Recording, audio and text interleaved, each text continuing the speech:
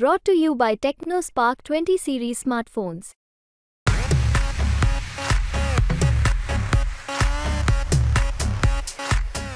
हो, team work आहे. तुम्ही सगळे विसरता की आम्ही सगळे एकाच पक्षात होतो. 18 वर्ष एकत्रच काम केलंय. दादा विसरता.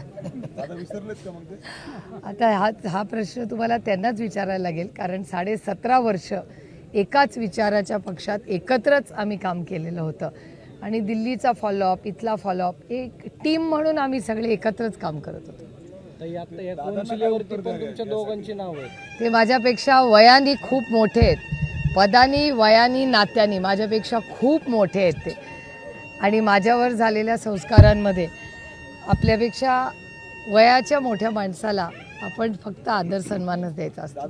दादांनी हे देखील म्हणलंय, ताईंनी भोरला आणि पुरंदरला काय दिलं आतापर्यंत त्यांनी येऊन समोर सांगावं. कदाचित दादांनी ते माझा अहवाल पूर्ण वाचला नसेल. दादांनी हे सुद्धा सांगितलं, मी भोरमध्ये म्हणजे अर्थात तिथल्या लोकांना आश्वासित केलंय की मी MIDC आणेल, आणि दादा एकदा बोलला तर शब्दाचं पक्का आहे असं दादा सुद्धा म्हणले. बरोबर आहे, कारण गेले 18 वर्ष अजितदादा, रणजित शिवतारे, संग्राम थोपटे आणि मी, आम्ही चौघही त्या MIDCच्यासाठी प्रयत्न एकत्रपणे करत आलो होतो. येईल का MIDC? आलं तर स्वागतच आहे ना. कुणाला MIDC? माझ्या लोकसभा मतदारसंघात सगळीकडेच MIDC आहेत, आणि त्या आदरणीय प्रत्येक फॅक्टरीचं उद्घाटन आदरणीय शरद पवारांनी केलेलं आहे. ताई, एकीकडे दादा बोलत असताना धनंजय मुंडे मात्र डायरेक्ट साहेबांवरती टीका करताना पाहायला मिळतात की या सगळ्या प्रकरणी सुनेला तुम्हाला पाडावं लागते, हे सगळ्यात दुर्दैवी गोष्ट आहे. सून तुमच्या घरची नाहीये का?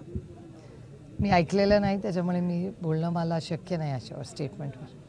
असं वाटत नाही का, म्हणजे घरातलं हे सगळं एकीकडं म्हणजे तुम्ही आणि दुसरीकडं सुनेत्रा पवार सातत्याने एकमेकांवर टीका होते, हे सगळं टीका ऐकताना तुम्हाला काय वाटतं? मी खरं तर तुम्हाला सांगू, दुष्काळ, महागाई, बेरोजगारी आणि भ्रष्टाचार इतकी मोठी आव्हानं आज देशासमोर आणि राज्यासमोर आहेत, आणि माझ्यासाठी देश पहिला, मग राज्य, मग पक्ष आणि मग कुटुंब.